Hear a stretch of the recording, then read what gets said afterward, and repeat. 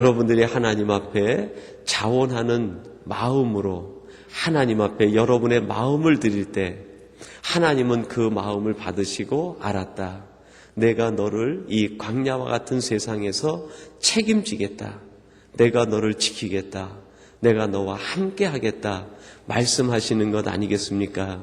이 음성을 듣는 우리 복된 성도들이 되시기를 주님의 이름으로 축원합니다. 특별히 오늘 백성들이 예물을 드릴 때 자원하는 마음과 함께 예물을 드리는 자세는 즉각적인 순종이었습니다. 모세가 시내산에서 하나님의 말씀을 받아가지고 백성들에게 전하자마자 백성들이 즉각적인 순종의 반응을 일으키게 됩니다. 여러분, 말씀 앞에서 사람들은 두 가지 반응을 보이게 됩니다. 하나는 즉각적인 순종과 또 하나의 반응은 무엇일까요? 적당한 회피입니다. 하나님의 말씀이 내게 딱 들려왔을 때 즉각적으로 순종하는 사람이 있는가 하면 적당하게 회피하는 사람이 있어요. 부모들이 자녀에게 이야기할 때도 즉각적인 순종을 하는 자녀들이 있는가 하면 적당하게 회피하는 자녀들이 있습니다. 부모들이 볼 때 적당하게 회피하는 자녀들이 안쓰러워요. 왜 그럴까요? 부모에 대해서만 그렇게 하면 문제가 없는데 그것이 그 아이의 습관이 되고 버릇이 되면 몹쓸 사람이 되기 때문입니다. 쓸 수가 없는 사람이 돼버려요. 하나님 말씀 앞에서 적당하게 회피하는 사람은 단언컨대 세상에서도 쓸 수 없는 사람이 됩니다. 아무리 지혜가 있고 아무리 언변이 뛰어나고 아무리 탁월한 능력이 있어도 하나님이 하실 일에 적당하게 회피하는 사람은 결국 그것이 그 사람의 인격이 돼가지고 세상의 일도 적당히 회피하는 거예요. 내게 이익이 오면 선택을 하고 그렇지 않으면 지혜롭게 적당하게 회피해 놓고 그것이 그 사람의 삶의 방식이 되고 삶의 논리가 된다는 거예요. 하나님 앞에서 즉각적으로 순종할 수 있는 사람은 사람 앞에서도 때로는 내게 그것이 불이익이 되고 내게 손해가 온다 하더라도 자신의 명예를 걸고 즉각적으로 순종합니다. 그것이 반복이 되어질 때 두 사람의 삶이 얼마나 달라지겠어요. 하나님 앞에서는 물론이지만 사람들 앞에서도 세상 앞에서도 구별되는 사람이 되고 말 것입니다. 여러분, 오늘 우리들은 즉각적인 순종을 배우는 사람이 돼야 되겠습니다. 이것은 하나님 앞에서 배울 때 사람 앞에서도 꾸밈 없는 거짓 없는 즉각적인 순종의 삶을 살아가는 저희들이 될 수 있는 것 아니겠습니까? 하나님께서 이스라엘 백성들에게 원했던 것은 그것이었어요. 하나님이 재물이 부족하고 하나님께서 소유가 필요해서 그들에게 요구했던 것이 아니라 얼마나 이들이 나에 대하여 지혜로운지 나에 대하여 마음을 드리는지 얼마만큼 이들이 세상에 대하여 제사장의 직분을 감당할 수 있는지 하나님은 그거를 보고 싶었던 거예요. 그래서 자원하는 마음으로 드리고 즉각적인 순종을 할 때 하나님께서는 이스라엘 백성에 대하여 너무나 기뻐하시고 행복하시는 것을 볼 수가 있습니다. 그리고 세 번째 이들이 드리는 자세를 보면은요, 즐거이 드렸다 그렇게 얘기합니다. 29절 하반절에 보니까요, 물품을 가져다가 여호와께 즐거이 드림이 이러하였더라 그랬습니다. 그들이 즐거움으로 하나님 앞에 드렸다 하는 것이죠. 조금 다르게 해석을 하면 그들은 드림을 통해서 즐거움을 배웠다 그렇게 얘기하는 겁니다. 하나님 앞에 드림을 통해서 이스라엘 백성들이 누린 행복이 있는데 그게 즐거움이었다라는 거예요. 제가 우리 캐나다에 오니까 많은 목사님들과 또 때때로는 이곳에서 오래 생활하신 분들이 캐나다에 있는 분들 중에서 우울증에 시달리는 분들이 많습니다. 그런 얘기를 하시더라고요. 우울의 반대가 무엇이겠어요? 즐거움이죠. 캐나다에 와서 왜 우리들이 우울할 수밖에 없는가? 드림의 삶이 없어서 그런 건 아닌가? 우리들이 스스로 우리 자신을 한번 돌아볼 필요도 있을 것 같아요. 저도 이곳에 와보니까 정말 필요한 게 많더라고요. 언어부터 해가지고 살아가는 방식들, 심지어는 처음에 와서 커피 한 잔 사러 가는데도 왜 그렇게 필요한 게 많은지, 도움이 많은지, 그 누군가의 도움과 필요와 그런 것들만 늘 구하게 되지, 내가 무엇을 드릴까는 점점 생각이 작아지더라고요. 드림이 작아질수록 우리의 마음의 우울함은 더 커지는 것이 아니겠는가. 드림이 많아질수록 상대적으로 나는 없어지는 것 같지만 하나님께서 채워주시는 즐거움이 넘치는 것이 아니겠는가. 때때로 저는 이 출애굽기 말씀을 보면서 하나님도 정말 이런 말을 써도 될지 모르겠어요. 야박하다. 그런 생각이 들더라고요. 애굽에서 400년을 종살이했던 사람들이에요. 여러분 기회가 되시면 십계라고 하는 그 애굽 백성들을 배경으로 해서 그들이 출애굽하는 종교 영화가 있지 않습니까? 그 십계를 보면은 이스라엘 백성들이 애굽에서 중노동을 하고 노예 생활하고 그 하여일의 일을 하는 모습들이 묘사가 되어 있어요.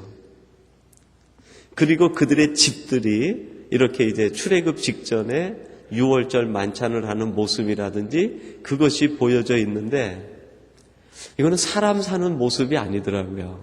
그냥 흙으로 만든 집, 볕단 세워서 만든 그 토굴 같은 속에 그냥 얼기설기한 나무 탁자 하나 올려놓고 나무 밑둥치 끌어가지고 의자 만들어서 거기에서 빵 구워가지고 먹는데 그게 전부예요.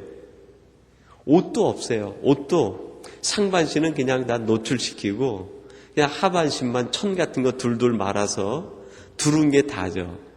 요즘처럼 뭐 이런 모직이 있습니까? 아니면 그들이 짐승이 많아가지고 그걸 잡아서 양털로 옷을 해 입겠어요. 지금으로부터 몇천 년 전인데 그들의 생활이 얼마나 어려웠을까?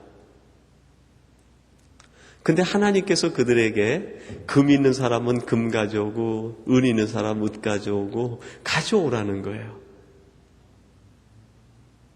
아마 금가락지가 어느 집에 있다 그러면은 이스라엘 백성들 전부가 알 것 같아요. 그 집에는 금가락지 있어. 여러분 우리들도 캐나다에 이렇게 생활하는 분들 이웃들 이렇게 다녀보면 평범한 것 말고 좀 특이한 것 있는 집들은 대충 알잖아요. 그 집에 가면 뭐 이런 큰 도자기가 있는데 그게 아주 오래된 거래. 그 집에 가면 문갑이 있는데 그거 아주 오래된 거래.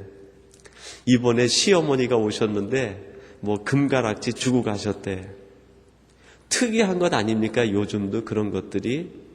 근데 몇천 년 전에 그런 것들이 얼마나 귀한 거겠어요. 누구 집안에 금가락지 하나 있다 그러면은 그 주변에 있는 친척들은 다 할 거예요. 그것이 너무 귀한 거니까.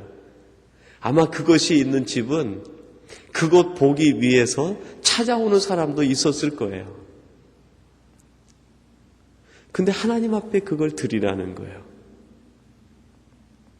그런 걸 보면서 하나님도 참 야박하시다. 그것밖에 없는데 왜 그걸 가져오시라고 그러나. 근데 그거를 통해서 이스라엘 백성들이 깨닫는 게 뭡니까? 우리의 진정한 즐거움은 여기에 있는 것이 아니라 하나님 앞에 드림에 있다. 하나님께 드림에 즐거움이 있고 행복이 있다는 거예요.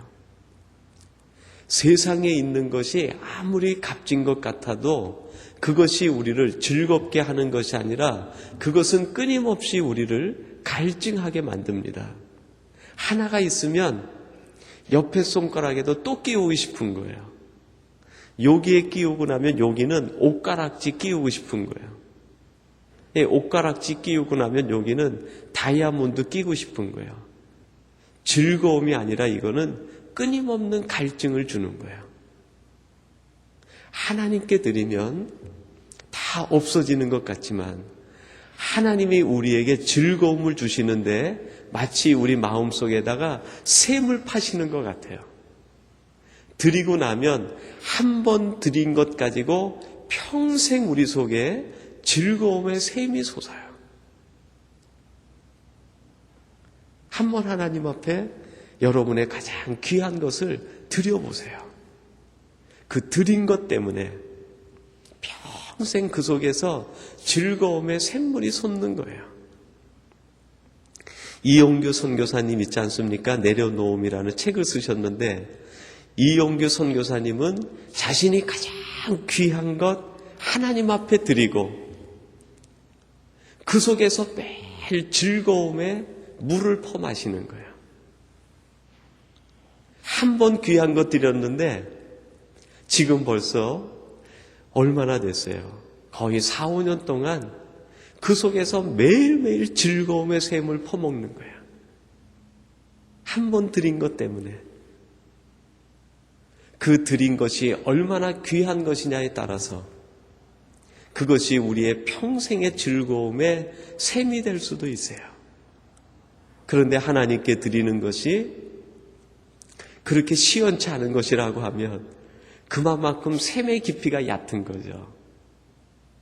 그 순간은 즐거울 수 있는데 드린 것이 약하면 그것은 그 순간만 즐겁게 하지 샘이 되지 못해요. 여러분, 우리들이 하나님 앞에 드림이 되되 샘을 파는 즐거움이 돼야 될 것 같아요.